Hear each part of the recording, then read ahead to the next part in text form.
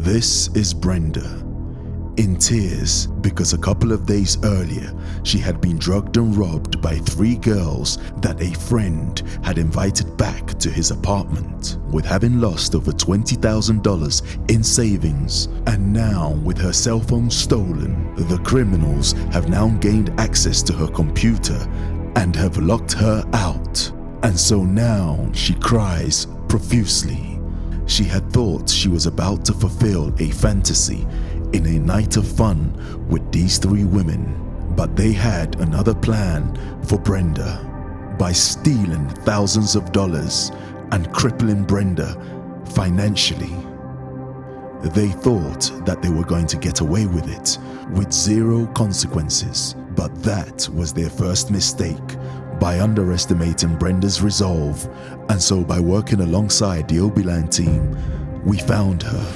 They always protest their innocence, but these type of predators are responsible for the deaths of many tourists. They may look innocent and have a pretty face, but behind that smile, they have no love for their victims.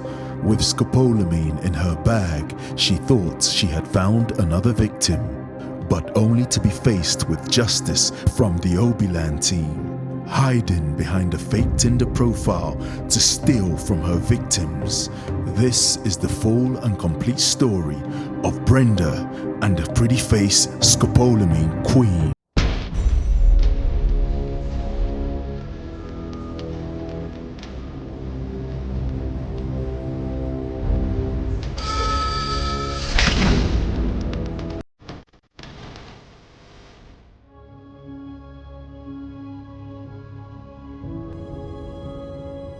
I know many of you will criticize me. My mom was one of the people who criticized me the moment she heard what was going on.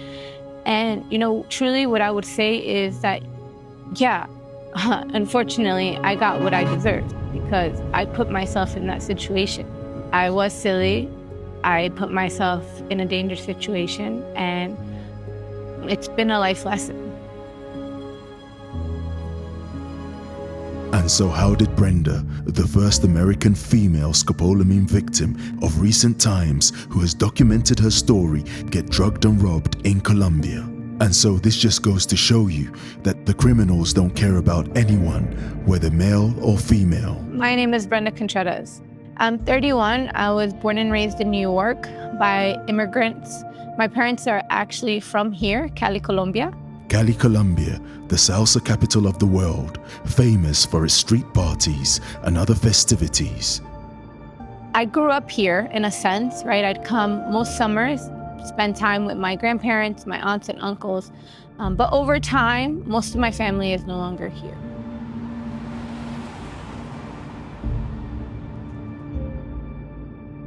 Last year in New York, it was a truly hard time for me. I had a bad relationship and, I felt lost. Feeling lost in New York, Brenda's father invited her to spend time in Cali, Colombia to help her heal her mind. A couple of months ago, I had an opportunity to move here. And just to let you know a little bit more about myself, I am a single mother. I have a beautiful daughter. Her name is Athena, and she is currently 6 years old, the joy of my life. And I decided to give her an opportunity to come to Colombia, learn its beautiful culture, meet its great people. I'm a fanatic of dancing. It's my artistic expression.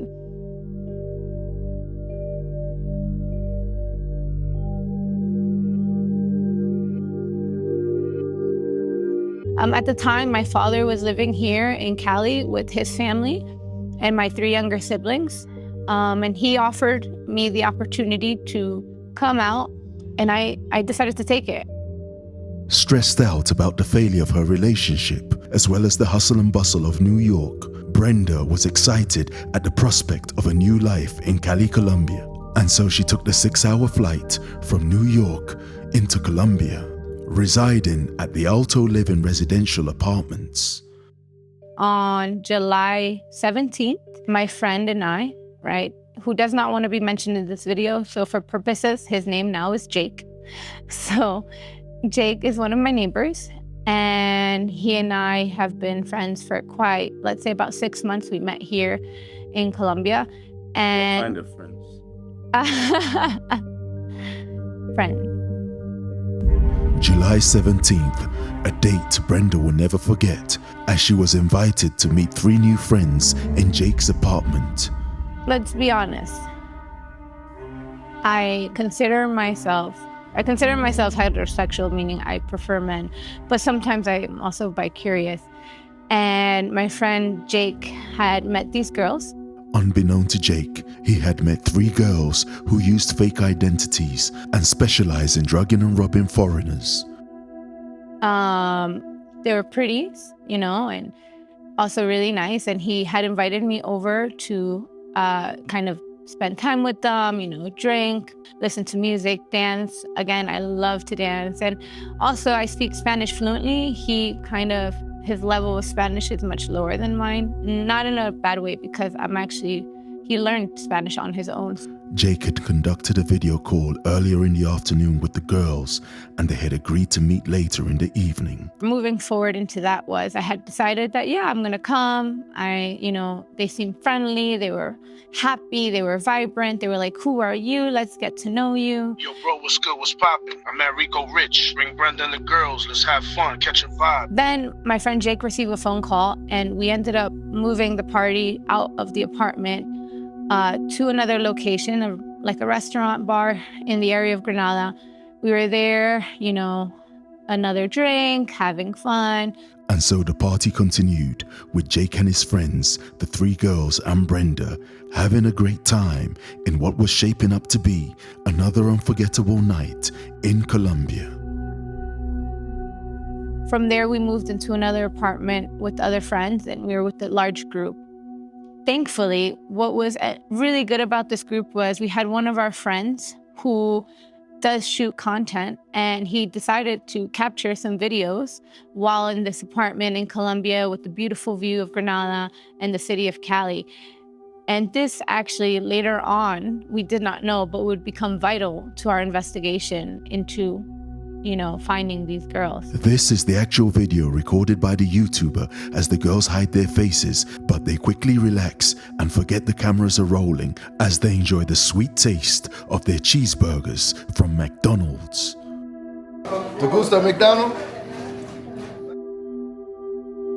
It's gonna get weird right now. I'm telling you. Hold on. Let me stop the recording. And it was actually really good that he captured this video, and he, I believe, was also on a live with one. So again, this just is vital for now what we're looking to do, hopefully get justice for what occurred. The party continues as the guests start making different plans and making movements. It was about a group of about 7 or 8 people at this point.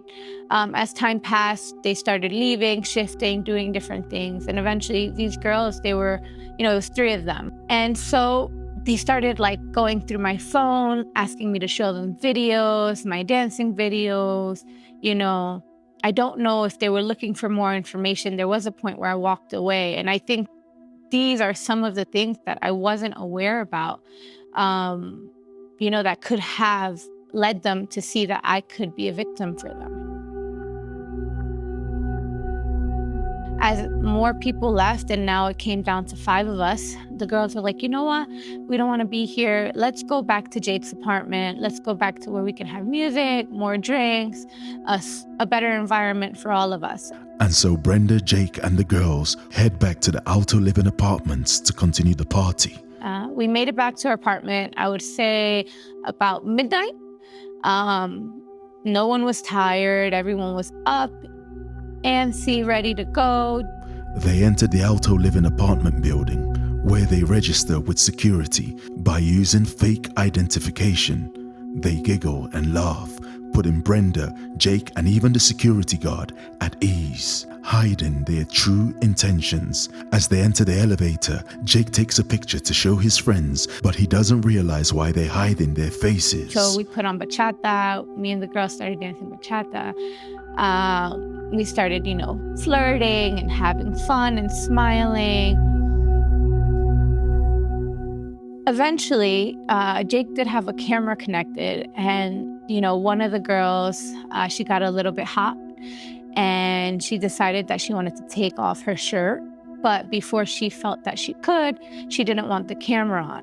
And so, blinded by their desire to get freaky, and also in an attempt to make the girls feel comfortable, they switched off the camera. We wanted to make them comfortable, and we had felt that, we had spent enough time with them. We felt comfortable with them. They made us feel really good. And so we said, okay, let's go for it. So we switched off the camera. Yeah, the camera was turned off. It's disconnected. And, we continued to dance and drink. Again, the environment was nice. We had flashing coloring lights. It started to get a little bit hot, a little bit steamy. As an adult, as a person, there are certain fantasies that you look to fulfill, and I am somewhat into certain women, and they just seemed to fit my type, and they had made me feel comfortable where I was willing to explore more and further. But the girls wanted to explore Jake and Brenda in a different manner. And so while they were both distracted, they concocted a plan, giving signals to each other about what was required to happen. And with the knowledge that Jake didn't drink any alcohol, it is at this point we believe that the girls targeted the water in his fridge or the big bottle of the lemon iced tea that he enjoys to drink, lacing it with scopolamine. And so the girls have made their move. They close the bottle and they continue as normal. And Jake had stayed on the couch, which, if we're talking, is not maybe about 15 steps in front of me, right? So that he was able to see what was going on, but he wasn't actually near us. Before I knew it, I was moved on to the bed, these 3 women, in front of me. And the last thing I remember was kind of like a hand on my head, and I rested, got laid down per se, thinking paradise is and it's on its way. And thinking they were about to start a wild fantasy, it wasn't long before Brenda and Jake lost consciousness, falling asleep like newborn babies. And as they slept, the girls stole their belongings, stripped them down naked, urinated on their floor, and planted adult paraphernalia to create a scene. I will tell you, the next time that I remember anything was when Jake's friend ran into the apartment yelling our names. And I woke up and he woke up and we were naked. And that's when we found out that we were drugged and robbed. And so, without wasting time, the girls began their communications with their criminal network in Medellin and Cali. And while Brenda slept, they gained access and pillaged her bank accounts. We're disoriented. We really don't know what to do, how to do. We didn't expect this. How, when, why? And we called the cops. About 30 minutes later, 2 cops arrived to the apartment, and Jake fell again. And they started asking questions about what had happened the night. I was giving them all the stories, all the details. Todos salimos juntos. Salimos como por 2 horas. Pensaron, ¿no? Cualquier que a la madrugada, por tipo 3. Por ahí tipo 1. Sí, porque salimos a las 9. Sí. Llegaba 1 o 2 de la mañana. Brenda narrates the story to the police. As they collate more information, Jake is still exhausted, still suffering from the effects of scopolamine, as Brenda gives the police more information. In footage we cannot use in this documentary, we see Brenda care for Jake. Porque están tratando de sacar más dinero. A mí me trataron de sacar $2,000. Estamos hablando de dólares. A esas personas. Y ya los videos y eso ya. No, usted tiene, cuando ponga el denuncio, usted manifiesta que aquí en esta unidad hay cámara y de la fiscalía da una orden para que. Pero si me pueden, por favor, colaborar con toda la información de las células de las damas. And they were like, okay, what you have to do is go to the Fiscalia, which is like a police station, and make a report with them in order to be able to have access to their names, their ID numbers, and the video footage of them coming in and out of the building, which was very important, again, because later on when, I contacted OB-Land for help, this is, again, something that will truly help us. More than 17 hours later, Jake is still unable to stand up. As he rolls around on the floor, the effect of scopolamine is still strong in his body.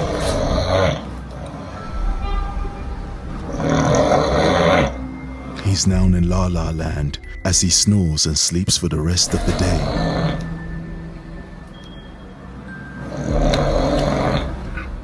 Information, their names, and the cellulas, which we're going to be looking for them. In order to get any other information, meaning the camera roll, what car they left in, we definitely need to go make an announcement with the cops and bring it back so that they give us access to all that information.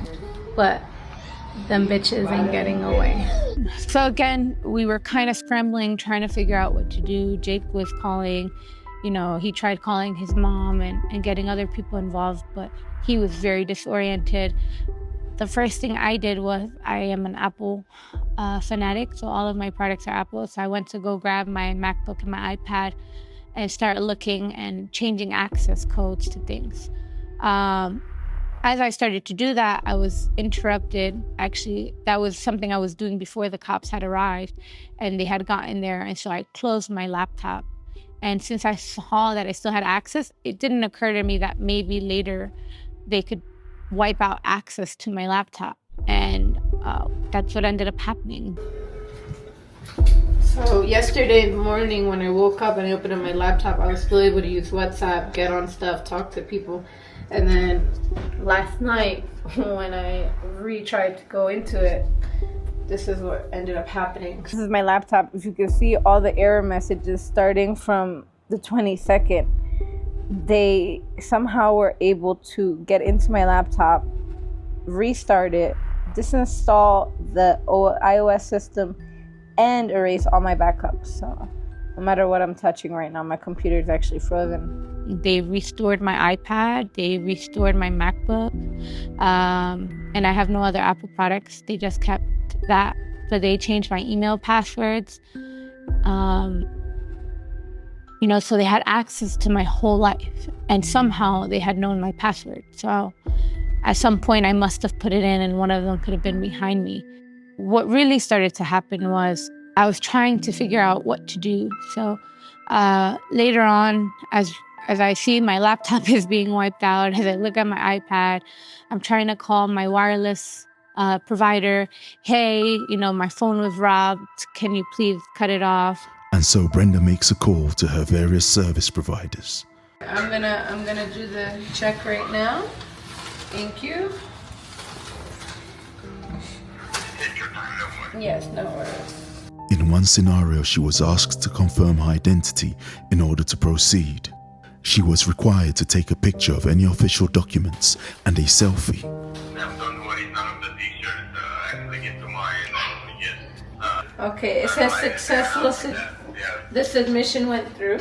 And so there might just be good news, as Brenda may get access to her life back. So thank you so much for getting the ID, Brenda. But unfortunately, we weren't able to verify the ownership of the account using that information. I couldn't exactly tell what might be the reason. What are you meaning? It's my ID and it's me. I totally understand. And unfortunately, because I'm out of the country, there's no way to validate me. And I had no one else as an authorized user on my account. I called Apple, same thing, tried to do an Apple restore, an account recovery, and then no work. So I had to wait 3 days, 4 days. My emails are AOL, so my license, which is mine, and my face, which is the same. If you can't authorize it through one, how am I going to get authorization through any of them? Because without this, I can't do anything. I'm stuck out of the country. Who can I talk to? Who can, I don't know, figure this out? Because clearly you're not the person I should be talking to.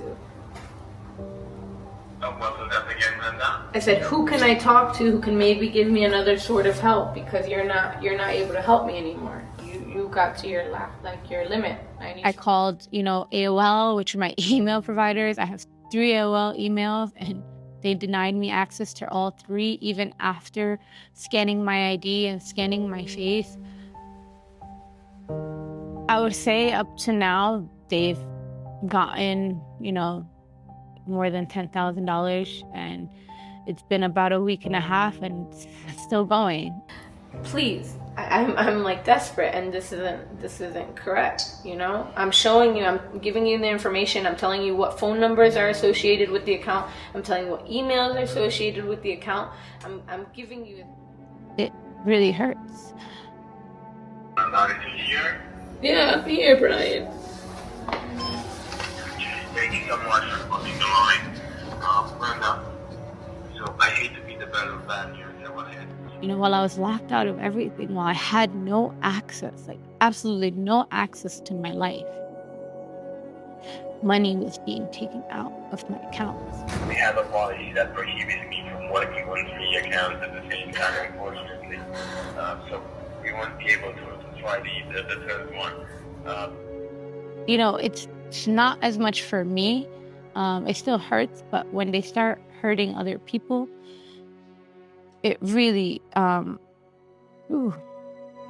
working with a system. Unfortunately, today, we won't be able to move any further, right? So I start seeing $1,000, $1,000, $600, $500, $200. They had everything at their disposal. There's no one you could talk to. There's not a supervisor or someone who could maybe find another way to help me. I'm stuck. Would you like to try the third? What was that again?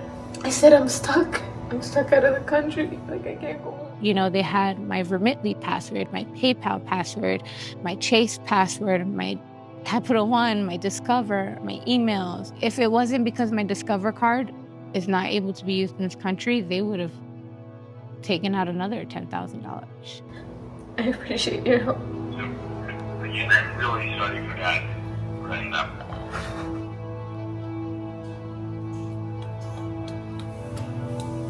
I don't want to break your phone off. That's why I turned my phone off as soon as possible. Oh, yeah, because once they get access to your phone, they No, lock you out. it's not that.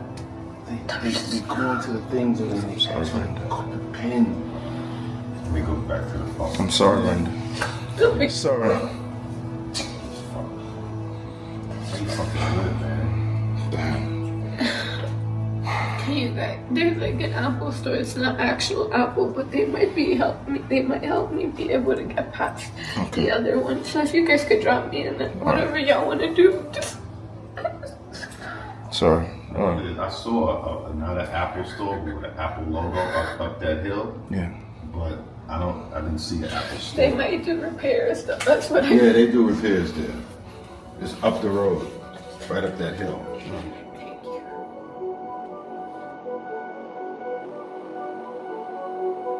And while all of this was going on, while I was locked out of everything, while I had no access, absolutely no access to my life, money was being taken out of my accounts. It really hurts. One, it's my mom's hard work. Hard work and earned money. And she had nothing to do with this. I was the one who was reckless. I was the one who decided to trust these girls and think that it wasn't going to happen to me. I was the one who put myself in this situation because I wanted to fulfill a fantasy.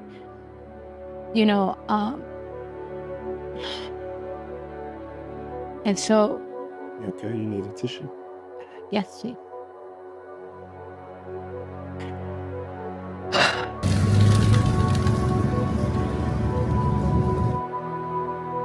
As an interim solution to help Brenda get back on her feet, Obiland provided Brenda with a phone, some cash, and a car in order to make her life a little bit easier. So I had gone to the Fiscalia, which is found in the center of Cali, the night of the drugging. And unfortunately, they have 2 separate departments. And the department that's open 24/7 is for murders, rapings, and I don't know what the other thing was, but apparently being drugged and robbed is not one of them. Thanks to Obiland, like, I feel secure that not only are we gonna find them, but that like everything's gonna be, this is just an experience, man, you know? You gotta live and learn. So I had to wait until the end of the weekend to be able to go and make a report.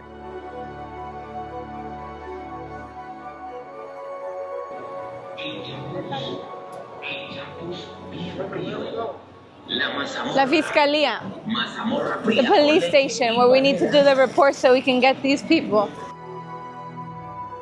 When I got to the Fiscalía and center, I had to make a line and then go inside, grab a ticket number, wait approximately about an hour to 2 hours. Then I got called.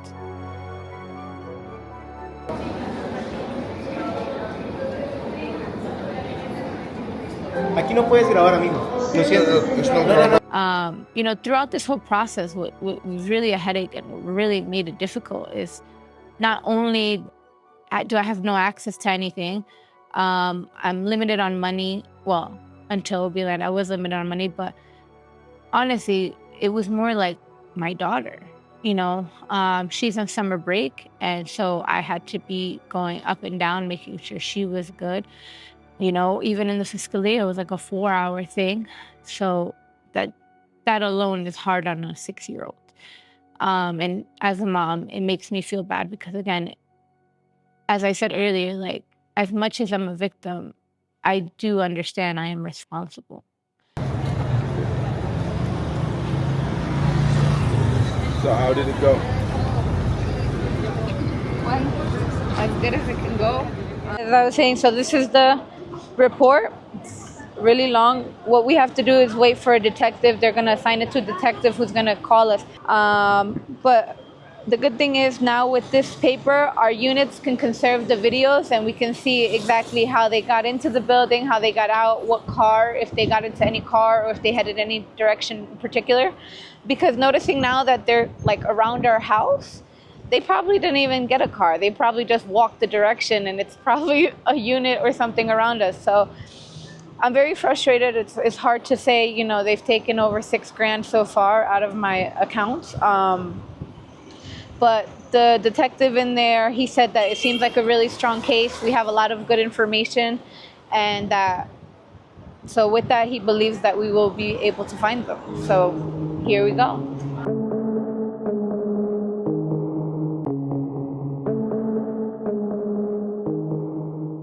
Back at the Alto Living residential apartments, Brenda makes an important discovery about the location of her phone. Location actually hasn't been turned off from my friends, meaning I have multiple people and one of them is my sister, and she was looking and she ended up seeing that my phone is still active. She saw it about 20-30 minutes ago and it said Medellin and it gives us an address, but it looks like it's still in movement. So I'm going to be trying to track that. So 534 Medellin. Again. Now this is 604. They moved. Right. Where did they move to? I can't tell this area, but what we need to look up. I know Hudson. This is Central.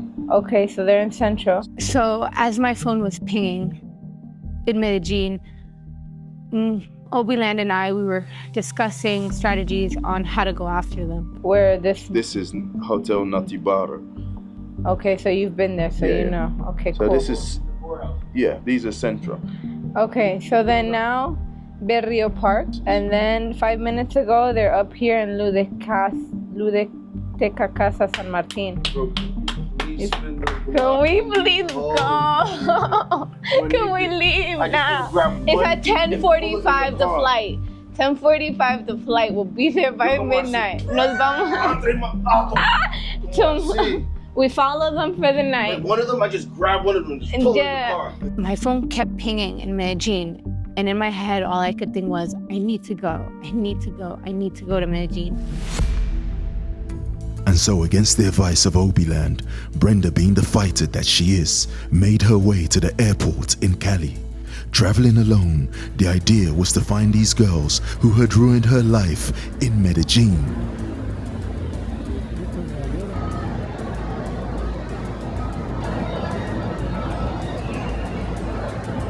Called Obila and I said, hey, I'm going. Like, I'm not waiting. And he was like, are you sure? I said, yes. A late night flight into Medellin, and Brenda was ready. The predators believed that no one would come looking for them in their city, but they were wrong. So I headed to Medellin. I got there. I landed at about 12:30 in the morning.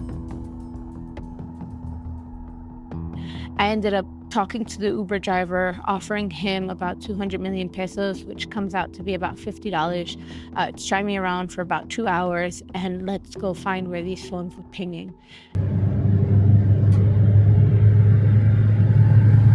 The driver, actually, he was very scared because where the phone was pinging the most was in an area outskirts of the city, which was considered dangerous, active with a lot of drug cartels, and you shouldn't be out there any time past 5 o'clock in the afternoon. He's telling me this isn't an area we should go to. I don't think we can go there. And if we meet up cops, as an American, they may try to extort you as well.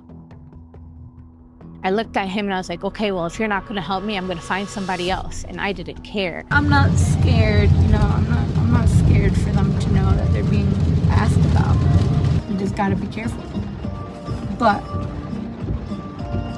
this is part of the job. I mean, this wasn't my job, but this is part of it. This is part of reporting and detective work and inspecting and showing these people that they chose the wrong people. Perhaps not realizing the risk that she was taking, Brenda had entered a territory just to the northeast of Robledo, an area controlled by criminal groups that we'll rather not mention in this documentary. Okay, so we're going back down. As we start driving in to Santa Margarita, which is the location where the phone had pinged the most, we start to see apartment buildings. It's a camera. So it looks like there's a Bank Colombia sucursal there. Voy a bajar la ventana un momentito. And so she notices a Bank Colombia where withdrawals were made from her account. My location and the location of where the phone was last pinged to verify that we were in the same exact location, which we were. I need to understand where my phone is going around. This camera is like 14. So all I could think of was ding, ding, ding, ding. If I did not find all three of them, I at least found one of them and where they live. The girl has been tracked down to a dangerous neighborhood in Medellin. This could be Brenda's chance to confront her, but it was deemed too dangerous and was advised to leave the area by the Obiland team. Plano 5, toma 1. Brenda Contreras, the first female American scopolamine victim in Colombia, to document her story.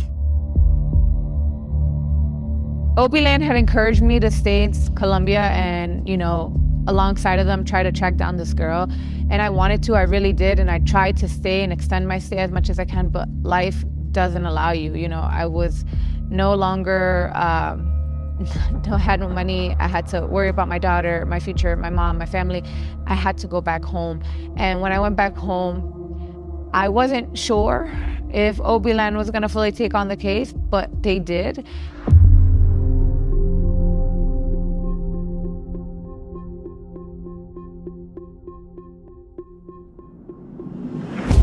Unfortunately, with everything that had happened, resources running low, Brenda had no other option but to leave to the United States. She went back to New York. And that's when we, the Obiland team, we started ramping up our investigation. The plan was to, try and find these girls. And to find these girls, we had to take steps and processes required for us to do things in a legitimate manner. And one of those was to make a denuncia, which is a form of a police report. The police report allowed the Obiland team to legitimately pursue the case. It wasn't an easy process because here in Colombia there's lots of delays and bureaucracies, and we had to wait hours, and our team documented the whole process. The girls thought they had gotten away, that they wouldn't be held accountable and responsible for their actions, but they were wrong, as through the help of Brenda, the Obiland team was able to track one of them down into Comuna 7, Robledo, where the most dangerous criminal groups in Medellin can be found. We had tracked down one of the girls to an apartment building in the area, but decided against action due to the corrupt police and violent gangs in the neighborhood, and so we had a different strategy. During this whole process, I remember feeling very calm, but with the sense of a burning fire inside me, rage. But I was calm because I knew that once the team decided to focus on this operation, that we were going to find, on this mission, we were going to find the girls who were responsible for this, or at least one of the girls. Luckily, there was a popular YouTuber who was also present at the time when Brenda had met these girls, and he had some footage of them. So we were able to get that footage from the guy, and we had at least a face. We had a face, clear image of the girls who had committed this crime. They may look innocent, but these are the faces of the kind of people who kidnapped and killed American tourist Tu Zhejiang in Robledo. It was very difficult to track those girls because they had disappeared for months. I mean, I had my guys on it. But luckily, at one stage, I think about 2 months in, we spotted one of them on Bumble and then another one on another dating app. The girl which we had spotted, the same girl responsible for drugging and robbing Brenda, who went under the names of Diana, Angelica, or Angie, was seen on various dating apps for very brief moments on Tinder, Bumble, Badoo, Colombian Cupid. She was always very quick to change her look and her image, possibly to confuse and entice victims, even sporting this dreadful wig. Whenever we did find any of these girls, I shared links to my network. As you can see from the various profile pictures of her on Tinder, she's going under the aliases of Diana or Angelica. Her speciality is traveling outside of Medellin to drug tourists. They don't stay on these dating apps for a long time. They stay on there for maximum 2 or 3 days, even a day, and then they go incognito. In that time, guys are sending them messages of matches, so they make their matches, they make about 10 matches, and then they start the process of trying to have and initiate conversations with those guys that they meet with the intention of drugging and robbing them. Then they delete their profiles and re-upload in another city or at another time. So this is how they operate. Of all the girls, she was a prolific offender on dating apps. She would normally commit her crime in other cities before escaping back to Medellin. Using my method of exhausting the stack, that's where you make a specific search based on the age of that person and the location, and you exhaust the stack so that whenever a new person joins the dating app, they come to the top of the stack and they appear as a new user, so you don't need to keep on searching consistently. And so the Obiland team continued with their strategy, gathering as much information as they could. People think this stuff is easy, but it isn't. It isn't a quick, straightforward process. There's a methodology and a strategy that you've got to have when tracking down these girls. It's just not, you find them, because these individuals, these girls and these groups, they're very, very intelligent. And so the Obiland team proceed with a plan. I had sent 10 agents to try and track down Diana because she was back in Cali, and she matched with none of them. And, I don't know the reasons why, but she matched with none of them. And they all sent her super likes, but she matched with none of them. Possibly she already had her victims or her targets that she had in mind. With the predator not matching any of the agents, the team was left frustrated. While she was in Cali, at the time back again, within a day or two after rejecting all my agents, she absolutely disappeared. We were frustrated. I was frustrated because this was the first time that we had seen her in months. And so a new strategy had to be developed, a new way to bait these scopolamine queens. This is when I started thinking about diversifying the bait which I present to possible scopolamine queens. And I started to incorporate more diverse backgrounds, ethnic backgrounds and people. I enlisted a Chinese guy, an Indian guy, and an Eastern European and a European guy. Let's be fair, not every scope queen wants to date or scope a black guy. They don't care who they do it to, but they're very strategic with, you know, who they want to drug and rob. They look for a certain type of profile. Successful, rich, a show-off, similar to the pictures on your screen. That was Piotr. One day, Obi called me and tell me, "Hey, we have a big job, big scopolamine queen to catch. I have got all information from Obi what we need to do." And so, with constant perseverance, there seemed to be light at the end of the tunnel. So, to my surprise, there was a break. We had managed to track down Diana to Medellin, and so I immediately put my guys on it. She was spotted physically in El Centro in Medellin, but was not approached. Somebody had told me that she was seen in some parts of Centro, around the Cascada area in Medellin, so we knew she was in Medellin. With news that she was in Medellin, there was a chance that she could rear her head. And then a couple of weeks later, she then hopped on Tinder in Medellin. I don't know why she did that, possibly because it was close to the Christmas period. She wanted to, you know, gain some Christmas money or get a Christmas victim. And so the new link to the predator's Tinder profile was then shared to the Obiland agents. So I put my agents on that. The new agents enlisted, she rejected all of them apart from my Eastern European agent, Piotr. She seemed to have a liking to Piotr, possibly because of his profile. His profile, which is a fake profile, was very flashy. He was there standing next to a Porsche. My profile was very successful, like Porsche, Ferrari, gold watches, good trips. So I think that's the reason she matched me. And so Piotr now sends his first message, hoping to entice her. The predator has now turned into prey. So what are you looking for on Tinder? Love, friendship, relationship, or you're an escort? Whatever. Say, but I'm not an escort. She is quick to mention that she's not an escort, a tactic normally used by scope queens to make their victims feel at ease. They even write it on their profile. Soy no escort. I am not an escort. Depending on the gang, they tend to use exactly copy and paste the same wording on their profiles. So you may have 10 different girls, but with the same wording. It's the same wording because the gang are literally copying and pasting, and they have different mobile phones and telephone numbers which they use to facilitate and to operate these scams. And so the conversation continues. It seems like we're looking for the same thing. Let me give you my Colombian number. Okay, that's fine. It's not a problem. When she start text in the Tinder, she very fast take my WhatsApp number and start texting me on the WhatsApp number. And I let Piotr lead the conversations. I was quite worried that he was going to mess things up because I'd been tracking this girl for months and months. And so I was really cautious and really, on top of the situation with Piotr as to how he interacts with this girl, ensuring that he doesn't say the wrong thing.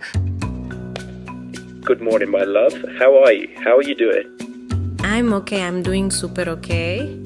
I'm just about to travel to Armenia. Do you know the place? That's far. Yeah, I know that place. But are we going to see each other before your trip? Maybe we can see each other before you travel. I'll be returning to Medellin on Monday. Okay, that's good. Super. The Obiland team had wanted to set up an encounter ASAP, but it seems as if the pretty-faced scope queen had other plans. We suspect that she really did travel to another city, but for work purposes. Her way of operating involves traveling outside of Medellin, finding a new victim, drugging and robbing them, before returning to her safe haven of Medellin, where she'll change her cell phone number. And she talked to me. She back to me in Monday because she's traveling. That was Friday. That was really suspicious. And then she talked to me in Sunday. Told me she with a new number. Told me she will be talk to me in Monday. And that was happened. She started to text with me in Monday. You know, I had to ensure that we don't say the wrong thing that scares this girl away, because with these people, if you say the wrong thing, they're gone. Of course, I'll be very concerned about situation. She think I failed this mission, but I was sure I never fail any mission, and the mission was success. So are we going to see each other tonight? Or are you tired? Yeah, but at what time? At 8:30, that will be fine. Okay. Okay, but let me know the place where we are going to meet.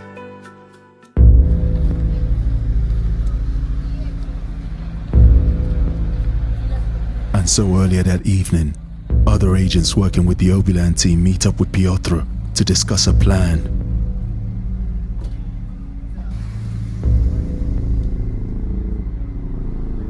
It was agreed that the radius coverage for any activities should be limited to the Poblado area. From this location, the Obiland agents will be able to monitor events very closely. A quiet street in a quiet neighborhood was chosen. We have two locations to catch her, and I choose one location was I thought was better. That was close Manila, is like close to is in El Poblado and Manila, close to Manila. Okay, so we meet at 8:30. Okay, baby. But how do you want me to dress? Do you want me to dress elegantly or you prefer sportswear? I always prefer elegant. Is that okay? Okay, it's fine. It's no problem. The conversation was really suspicious. She asked me if I live alone, where I live, which place, if this is apartment or hotel, and that was suspicious. How many minutes before you get here? I'll be there in 10 minutes. And so, with the predator confirming that she'll be ready for Piotr within the next 10 minutes, the Obiland agents start getting ready, making final adjustments and a final preparation. Because they think that they come in here to drug this guy. So, you know, when they get in here, they're gonna like have drinks, have a good time, you know, try and scope him, but we're gonna be busting in, surprising them, and then, you know, the police will come and hopefully they can make an arrest, because we've got the denuncia and everything that you need. Meanwhile, in another apartment closer to the location, the Obiland agents wait anxiously.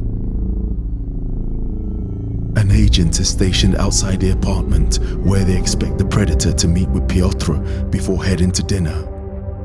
He is tasked with monitoring the area to see if the pretty-faced scope queen shows up with any accomplices.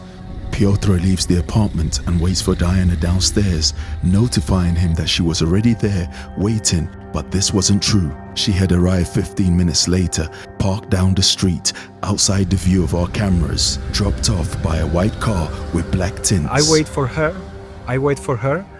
She come white car with black window.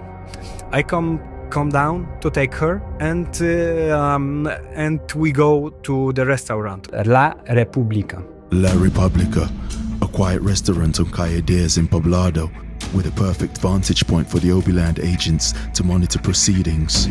When they went on the date, one of the instructions I gave to Piotr was, you know, carry lots of cash, flash your cards, show your latest iPhone 15 or 16, whatever it is. Let them know that you're a good victim, and that's what he did. Meanwhile, with Piotr in the restaurant with the pretty-faced scopolamine queen, the Obiland agents decide to follow the car which dropped her at the apartment. And they were right, it was an accomplice working with the predator, because this same car was spotted circling around the restaurant where Piotr and the girl were dining. The team followed the car but had to back off as it was getting suspicious. At that very same time, our guy is briefing the police as they listen intently. Sí, ahí está la final. Sí, pero ustedes en lo mismo. Algo que sí le voy a decir. A veces esta chica se tiene sus bolsos. Our guy continues the conversation with the police as they await Piotr to give feedback from the restaurant. Back to the restaurant, Obiland agents outside confirm all is fine. Inside the restaurant, she was charming. She was asking me so many questions about what type of telephone I have, what computer I have, everything about the products and the money. Say hello.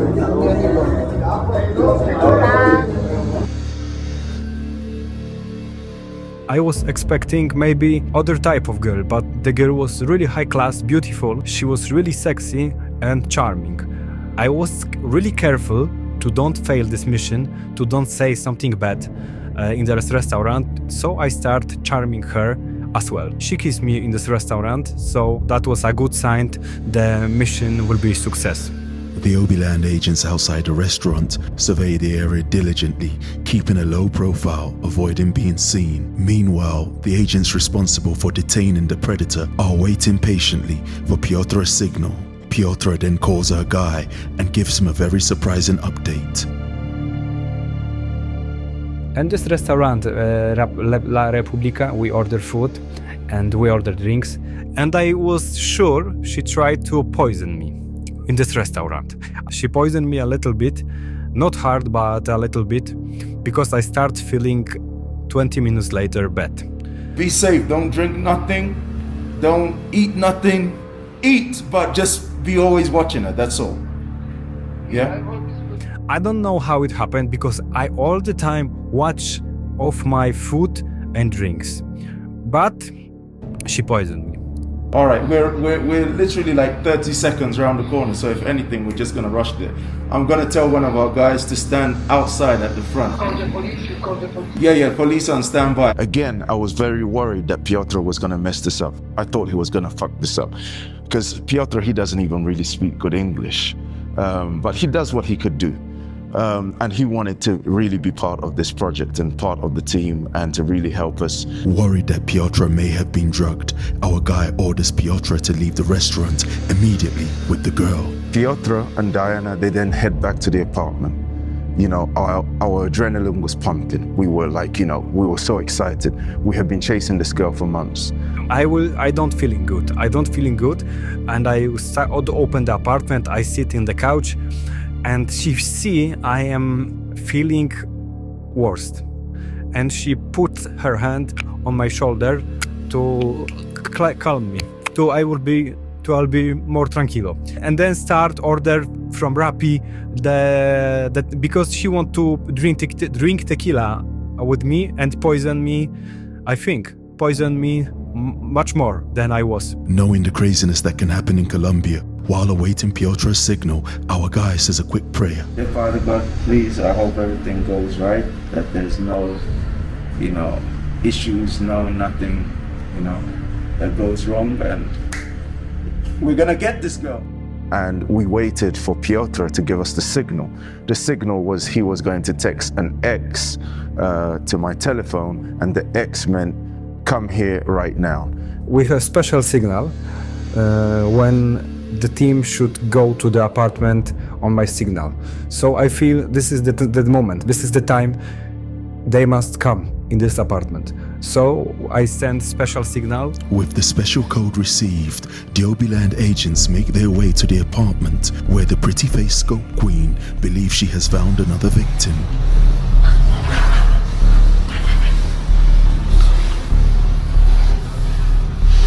Tensions are high, with lots of heavy breathing as the team prepare to breach the apartment.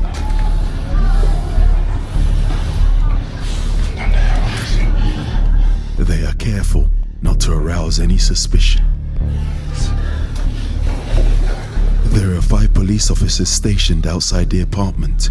2 run inside to assist the Obiland team, while the other 3 stay stationed outside the apartment to guard against any potential accomplices.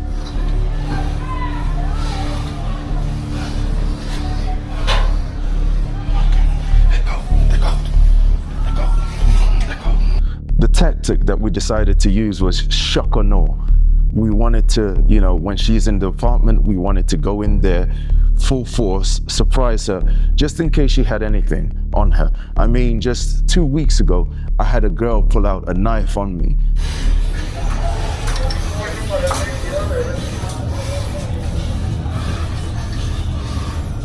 And so finally, the pretty-faced scopolamine queen will meet justice.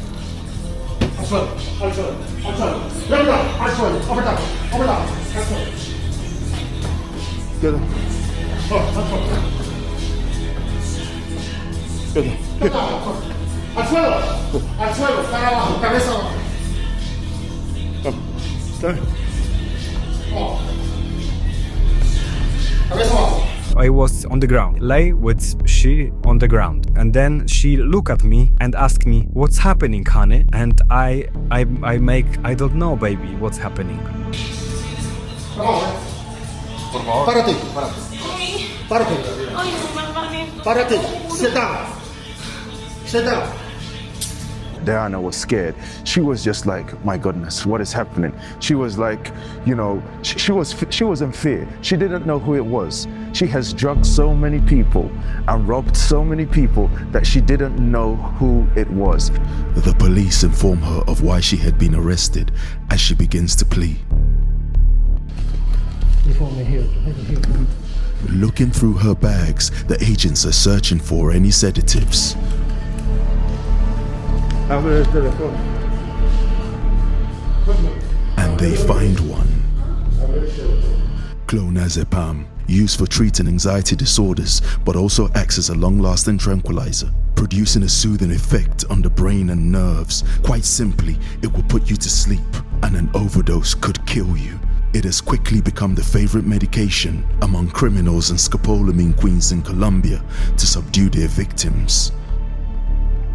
Making the news on several occasions, in Cali, Colombia, a scopolamine queen was busted with ungodly amounts of the sedative. That's a bottle that I've seen over and over in my escapades of trying to track down scopolamine queens.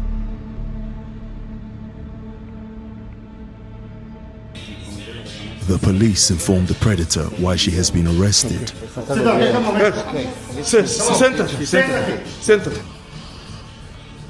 She attempts to plead with the police officer.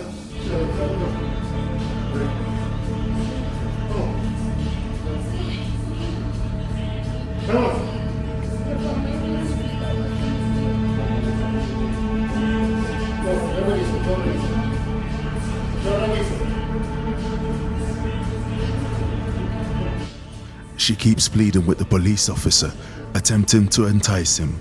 Feeling ashamed, she looks back at Piotr for help. In the meantime, I could see that she was trying to negotiate something with the police because she kept on giving the police signals, and you know, the police seemed as if they were interested in hearing what her proposal was. Abre el teléfono. Un teléfono. Sí, abre el teléfono. Con código, abre el teléfono. To gather more evidence, the agents and the police demand that the predator unblock her telephone, but she pretends not to understand. Abre. Ábrelo. Sí, del 1 al 6. le estoy Ábrelo. diciendo. She provides the code and the phone is unlocked. Del 1 al 6. Del 1 al 6. She is horrified at what the agents and the police will find in her phone.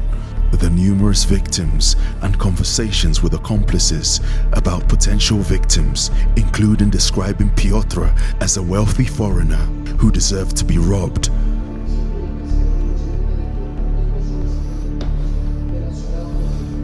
This is your home. ¿Este es tú? Sí. This is your home. The agents then show her video evidence of the night she drugged and robbed Brenda. Remember, ladies? ¿Recuerdas a esta chica? ¿La recuerdas?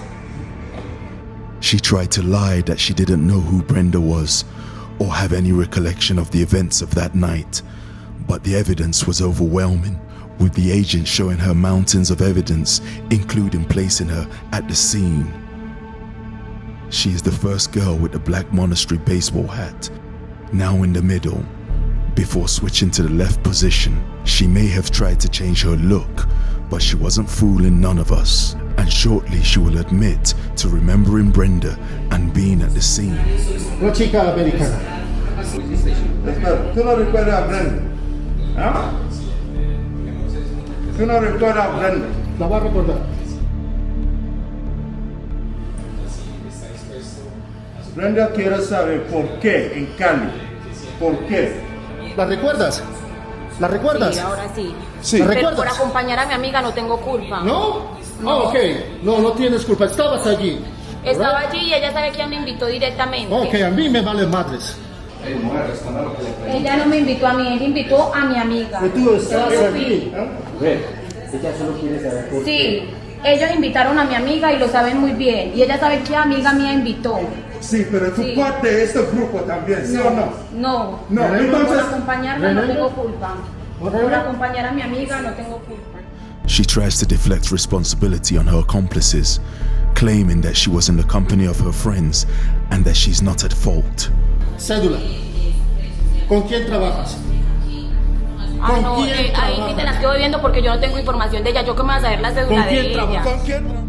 She tries to play smart by withholding information about her accomplices, but we already know that information from her cell phone. Mi cédula. Sí, tu cédula. Mi cédula. Sí, sí. Nombre, fucking name. Hágale, mujer, colabora. Amor, si está en el bolso. Si yo... Makes up all kinds of excuses regarding her identity card. Mujer, vea, va para la fiscalía porque tiene una denuncia, ¿listo? Sí, amor, yo me voy normal, pero simplemente le... She is freaking out and providing the police with lame excuses. Estoy relajada, le estoy diciendo a él. Yo estoy relajada. ¿Con quién trabajas? No tengo documento de nadie. ¿Con quién sé trabajas? que la muchacha se llama Andrea. Se llama Andrea. Se llama Andrea. ¿Cuál es Ya el no soy código? amiga de ella. El código. Venga. Y cambio de contraseña. Ok. Cambio de contraseña. At this point, the police have had enough and want to take her in.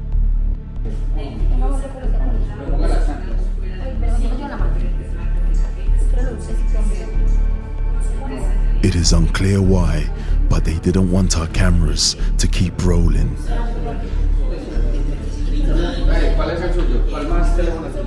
The police started getting a little bit frustrated and cautious with our cameras, and they kept on now trying to push us back and not wanting to speak with us.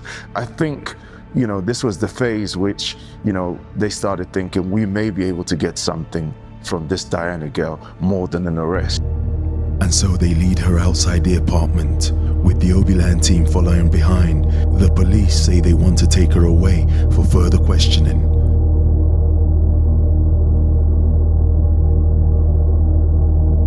The predator is still pleading with police, claiming innocence, blaming her accomplices. She acknowledges Brenda got drugged, but it wasn't her fault. The police pressured the Obiland team to stop filming.